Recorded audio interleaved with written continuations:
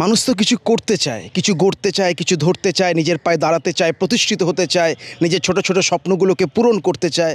আপনার জীবনের কোনো স্বপ্ন নেই? স্বপ্ন তো সবারই থাকে, কিন্তু সব স্বপ্ন তো আর পূরণ হয় না।